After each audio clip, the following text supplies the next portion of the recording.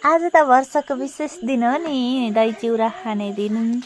सम्पूर्णलाई दही चिउरा खाने दिनको शुभकामना। म चाहिँ आज बिहानै गोठमा अर्थात् हाम्रो माथिको देवीथान डाँडामा को घरमा चाहिँ खिर लिन गएँ। हेर्नु न, खिर लिन जाँदाखेरि अनि यो चाहिँ खिर बोटुकामा बाँधेँ। अनि अलिक तलतिर झरेपछि श्रीमानज्यूको कल आयो। श्रीमानज्यूसँग त बोल्नै पर्यो। अनि बाटोमा कस्तो अप्ठ्यारो बाटो छ भन्दै कुरा गर्दै गर्दै तलसम्म झरेँ कि।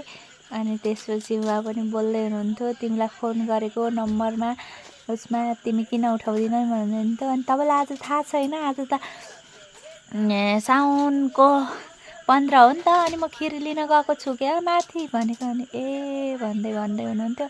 अनि तपाईँ चाहिँ के गर्नुभएको त भनेको, उठेर पानी खाँदैछु, अब मेरो खाजा खान जाने बेला भयो। परदेशीलाई त के को असार 15 के को जेठ 15 हो र भन्नुभयो। अनि ए हामीलाई त असार 15 लाग्यो है बुढा भने। अनि हो र भन्नुभयो। अनि हो नि बुढा भने। त्यसपछि बुढाले हाई गर्दै हुनुहुन्थ्यो। अनि मलाई पनि हाई सर्छ है बुढा भने। अनि बोल्दा बोल्दै म घर आइपुगेँ। घर आएपछि छोरी चाहिँ उठेकै थिइनन् नि त, सुतिरहेको थिइन्। अनि त्यसपछि खिर मैले चाहिँ ल्याएको बोटुकामा यो चाहिँ ठुलो बोटुको छ नि त। अनि यसमा चाहिँ आधी जति खिर त यति पनि खाइसक्दिनँ क्या मैले। खिर चाहिँ एकदम मिठो थियो, तर म धेरै खानै सक्दिनँ। 4 चम्ची जति यही भिडियोमा खाएँ होला। त्यसपछि फेरि यता र उता पारेर बल्ल बल्ल खिर सकियो मेरो चाहिँ।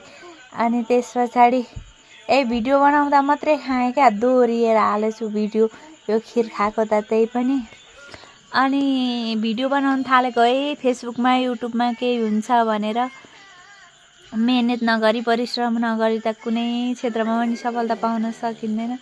त्यही भएर अलिअलि त गर्नै पर्यो। अनि आइन् यो चाहिँ मेरो जेठाजुको छोरी हो पर्तिरको। अनि ऊ आएकी थिए। अनि हामी चाहिँ गफ गऱ्यौँ ओऱ्यौँ। एउटा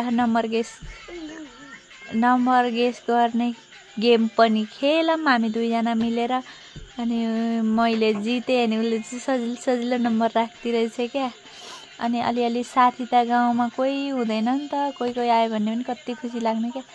अनि बाबा छोरी बोलेको एकछिन दिउँसो।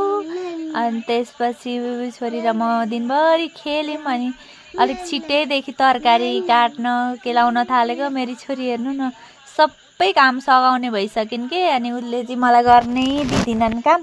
उही मै गर्छु भनेर छिटो लागिहाल्छिन्। अनि बुढा र म पनि ड्युटी जाने बेलामा दिउँसो बोल्यौँ खाना आएको बेला।